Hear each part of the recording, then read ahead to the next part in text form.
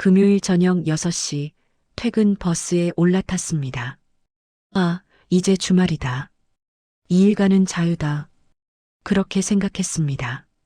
하지만 토요일 아침 눈을 뜨자마자 그분 얼굴이 떠올랐습니다. 우리 팀장님, 월요일에 또 뭐라고 하실까? 지난주 그 일 혹시 또 들먹이시는 거 아닐까? 아직 월요일까지 이틀이나 남았는데 말이죠. 토요일 오후 가족들과 식사하는데도 머릿속엔 온통 상사 생각뿐입니다. 내가 뭘 잘못했나? 월요일에 어떻게 대응해야 하나?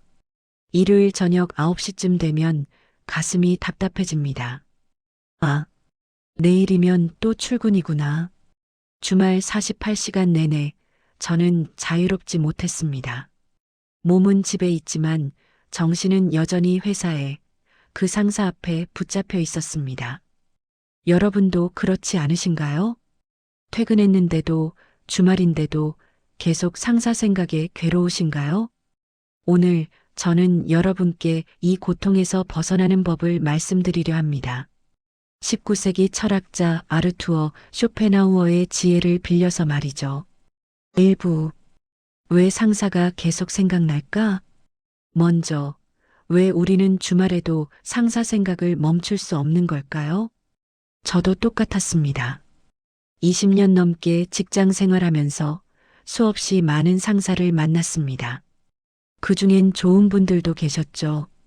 하지만 몇몇 상사들은 정말 제 인생을 지배했습니다.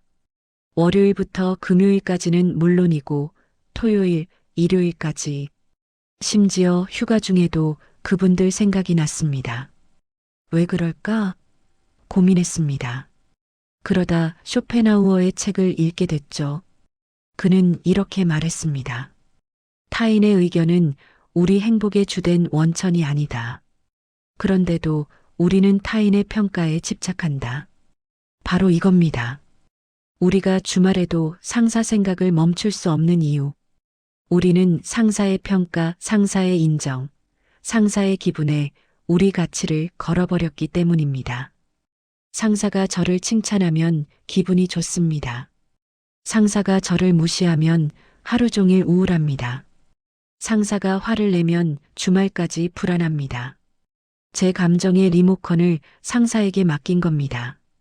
그러니 퇴근해도 주말이 와도 제 마음은 자유롭지 못한 거죠. 상사가 제 머릿속에서 계속 저를 지배하고 있으니까요. 이게 첫 번째 이유입니다. 두 번째 이유는 더 깊습니다. 우리는 미해결 과제를 견디지 못하는 본능이 있습니다.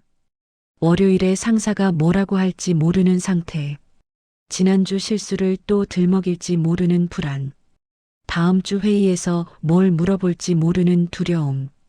이런 미완성된 긴장은 우리 뇌를 계속 자극합니다. 해결될 때까지 놓아주지 않죠.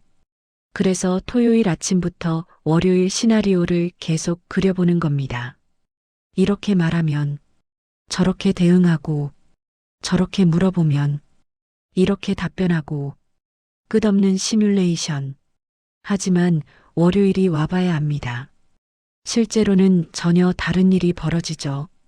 그런데도 우리는 주말 내내 그 쓸데없는 걱정에 에너지를 소진합니다.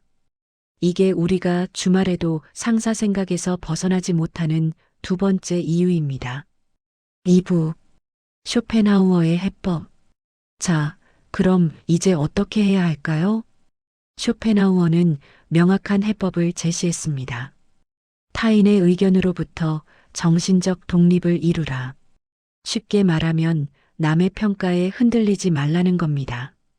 그게 쉬우면 누가 고생하겠어요? 그렇죠. 저도 그렇게 생각했습니다. 하지만 쇼펜하우어는 구체적인 방법도 알려줬습니다. 첫 번째 방법 상사는 내 인생의 전부가 아니라는 걸 인식하라. 우리는 착각합니다. 상사가 나를 싫어하면 내 인생이 끝난 것 같고 상사가 나를 무시하면 내가 무능한 것 같습니다. 하지만 생각해 보세요. 그 상사, 여러분 인생에서 얼마나 오래 함께할 사람입니까? 3년? 5년? 길어봐야 10년입니다. 저도 20년 직장 생활하면서 상사가 몇 번이나 바뀌었는지 모릅니다. 그때그때 이 사람이 내 운명을 좌우한다고 생각했죠. 하지만 지금 돌아보면 그분들 이름도 가물가물합니다. 그분들이 저에게 했던 평가도 이젠 아무 의미 없습니다. 상사는 여러분 인생의 한 장일 뿐입니다. 책으로 치면 한 챕터죠. 그 챕터가 힘들 수는 있습니다. 하지만 그게 전체 책은 아닙니다. 이 사실을 명확히 인식하세요. 이 상사와의 관계는 내 인생 전체가 아니라 한 시즌일 뿐이다. 이렇게 생각하면 주말에 상사 생각이 날 때마다 거리를 둘 수 있습니다. 두 번째 방법, 내적 기준을 세워라. 쇼펜하우어는 말했습니다. 행복한 사람은 타인의 의견이 아니라 자신의 내적 가치에서 만족을 얻는다. 무슨 뜻일까요? 상사의 평가를 기준으로 삼지 말고 내 자신의 기준을 세우라는 겁니다. 예를 들어볼게요. 월요일 아침 상사가 저한테 이렇게 말했습니다. 자네, 지난주 보고서 형편없더군. 옛날에 저라면 주말 내내 그 말에 시달렸을 겁니다. 내가 정말 못했나? 다른 사람들은 어떻게 생각할까? 하지만 이제는 다릅니다. 저는 제 나름의 기준이 있습니다. 나는 이 보고서에 최선을 다했는가? 예. 나는 주어진 시간과 자원 안에서 합리적인 결과를 냈는가? 예. 나는 회사와 팀에 도움이 되는 방향으로 일했는가? 예. 그럼 됐습니다. 상사가 뭐라고 하든 제 기준에서 저는 합격입니다. 물론 개선할 점은 받아들입니다. 아, 다음엔 이 부분을 보완하면 되겠구나. 하지만 제 가치 자체를 흔들리게 하진 않습니다. 이게 내적 기준입니다. 여러분도 한번 생각해 보세요. 나는 어떤 직장인이 되고 싶은가? 나에게 중요한 일의 가치는 무엇인가? 나는 어떤 기준으로 나 자신을 평가할 것인가? 이 기준이 명확해지면 상사의 한마디에 주말을 망치는 일이 줄어듭니다. 세 번째 방법, 통제 가능한 것과 통제 불가능한 것을 구분하라. 이건 쇼펜하우어뿐 아니라 스토아 철학에서도 강조하는 겁니다. 우리가 통제할 수 있는 것, 내 태도, 내 노력, 내 반응, 우리가 통제할 수 없는 것, 상사의 기분, 상사의 평가, 상사의 성격. 주말에 상사 생각이 나면 스스로에게 물어보세요. 이 걱정은 내가 통제할 수 있는 영역인가? 예를 들어, 월요일에 상사가 또 화낼까? 통제 불가능. 월요일 회의 자료를 미리 준비할까? 통제 가능. 통제 불가능한 걱정은 과감히 놓으세요. 어차피 여러분이 주말 내내 걱정한다고 상사 기분이 좋아지진 않습니다. 대신 통제 가능한 것에 집중하세요. 월요일 준비를 철저히 하는 것, 내 마음가짐을 다잡는 것. 이렇게 하면 불안이 줄어듭니다. 왜냐하면 내가 할 수 있는 건 다 했다는 확신이 생기니까요.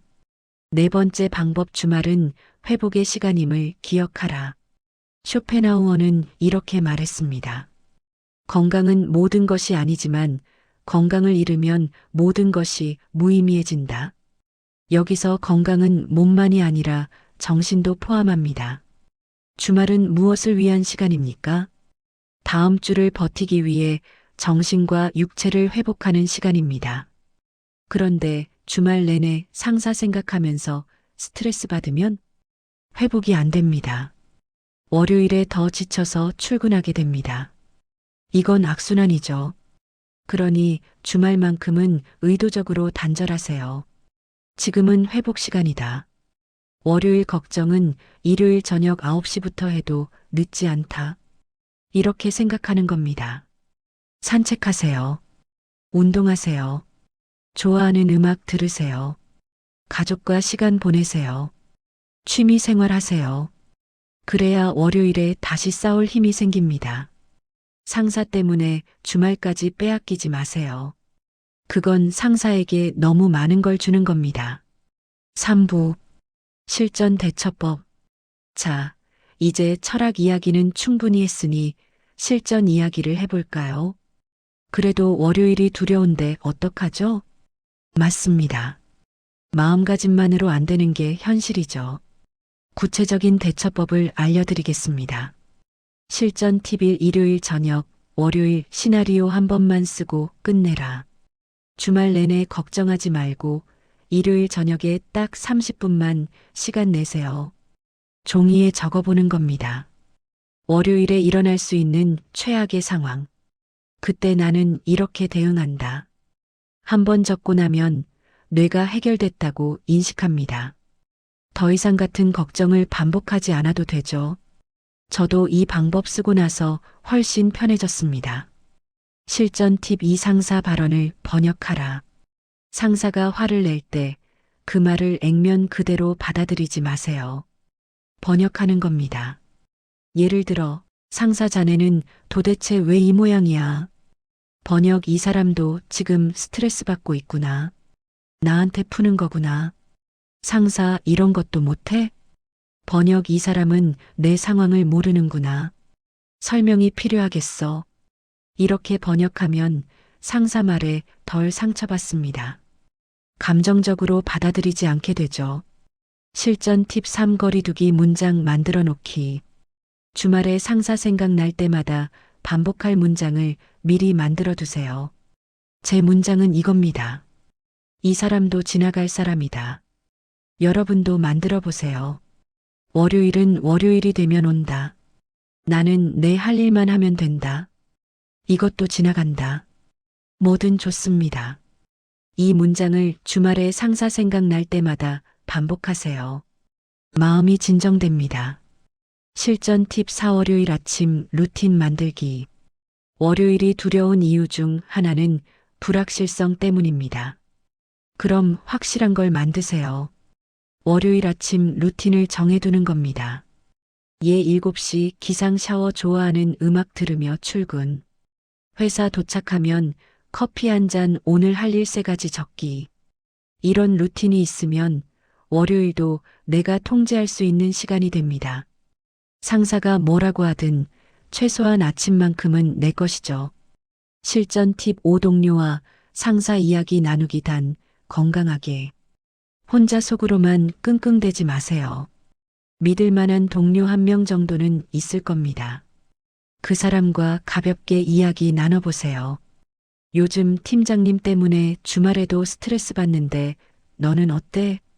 그럼 대부분 이렇게 답합니다. 아, 나도 그래. 나만 그런 줄 알았네. 이것만으로도 위안이 됩니다. 나만 못난 게 아니구나. 다들 힘들구나. 단 조심할 점. 뒷담화나 험담으로 가면 안 됩니다. 그건 오히려 독이 됩니다. 건강한 공감 수준에서 그치세요. 실전 팁 6 최후의 수단 이직 고려하기. 쇼펜하우어도 말했습니다. 견딜 수 없는 고통에서는 벗어나야 한다.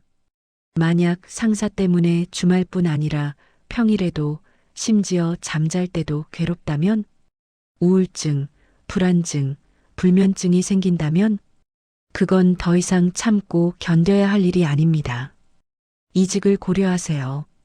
나이가 많아서, 경력이 애매해서 다 핑계입니다. 건강 잃으면 다 소용없습니다. 저도 50대 중반에 이직했습니다. 쉽지 않았지만 후회하지 않습니다. 정신 건강 회복한 게 가장 큰 수확이었죠. 물론 이직이 쉬운 선택은 아닙니다. 하지만 선택지로 가지고 있기만 해도 마음이 다릅니다. 정 안 되면 나가면 되지. 이 생각만으로도 상사에게 덜 휘둘리게 됩니다. 결론. 주말에도 상사 생각에 시달리는 여러분. 오늘 제 이야기가 조금이나마 도움이 되었길 바랍니다. 마지막으로 쇼펜하우어의 말을 다시 한번 전해드리겠습니다. 행복의 10분의 9는 건강에서 나온다. 그리고 건강의 절반은 정신 건강이다. 상사 때문에 정신 건강 망가뜨리지 마세요. 그 사람은 여러분 인생의 전부가 아닙니다. 한 챕터일 뿐입니다. 여러분은 여러분 자신의 기준으로 충분히 가치 있는 사람입니다. 상사가 뭐라고 하든 여러분의 본질적 가치는 변하지 않습니다. 이 사실을 기억하세요. 그리고 주말만큼은 여러분 자신을 위해 쓰세요. 회복하세요. 쉬세요. 즐기세요. 그래야 월요일에 다시 일어설 힘이 생깁니다. 저도 여전히 매일 배우고 있습니다. 완벽하진 않습니다. 가끔은 주말에도 상사 생각납니다. 하지만 예전보다는 훨씬 자유로워졌습니다. 여러분도 하실 수 있습니다. 오늘부터 시작하세요. 이번 주말부터 상사에게 빼앗긴 시간을 되찾으세요. 여러분의 주말은 여러분 것입니다. 응원합니다.